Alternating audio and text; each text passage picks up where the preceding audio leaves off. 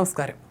യുടെ ഫെർട്ടിലിറ്റി നിരക്ക് കുറയുന്നുവെന്ന് റിപ്പോർട്ടുകൾ. ലോക ഫെർട്ടിലിറ്റി റിപ്പോർട്ട് 2024 പ്രകാരം യിലെ ഒരു സ്ത്രീയുടെ ഫെർട്ടിലിറ്റി നിരക്ക് 1994 3.76 ആയിരുന്നത് 2024 1.21 കുറഞ്ഞു. എന്നാൽ 2054 ഓരോ സ്ത്രീയുടെയും ഫെർട്ടിലിറ്റി നിരക്ക് 1.34 ഉയരുമെന്ന് പ്രതീക്ഷിക്കുന്നതായും പുറത്തുവന്ന റിപ്പോർട്ടിൽ വ്യക്തമാക്കുന്നു. ഇതിന് പരിഹാരം കാണുന്നതിന്റെ ഭാഗമായി കുടുംബ മന്ത്രാലയം രൂപീകരിച്ചിരിക്കുകയാണ് സർക്കാർ.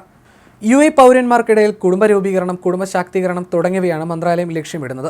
ഫെർട്ടിലിറ്റി നിരക്കും ജനന നിരക്കും കുറയുന്നതിന്റെ പ്രധാന കാരണമായി യിലെ ഡോക്ടർമാർ ചൂണ്ടിക്കാട്ടുന്നത് നിവാസികളുടെ ജീവിത രീതിയാണ്. വിട്ടുമാറാത്ത രോഗങ്ങൾ, പരിസ്ഥിതി മലിനീകരണം, എൻഡോക്രൈൻ ഡിസ്റപ്റ്ററുകളുമായിട്ടുള്ള സമ്പർക്കം എന്നിവയും മറ്റു പ്രധാന കാരണങ്ങളായി വിദഗ്ധർ ചൂണ്ടിക്കാട്ടുന്നു.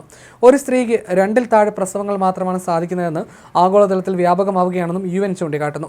ഫെർട്ടിലിറ്റി നിരക്ക് വലിയ തോതിൽ ഇടിയുന്നത് ജനസംഖ്യാ നിരക്ക് കുറയുന്നതിനും പ്രായാധിക്യമുള്ള സമൂഹം ഉണ്ടാകുന്നതിനും കാരണമാവുമെന്നും UN മുന്നറിയിപ്പ് നൽകുന്നു. ക്ക് സമാനമായ പ്രതിസന്ധിയാണ് മറ്റ് അറബ് രാജ്യങ്ങളും നേരിടുന്നത്.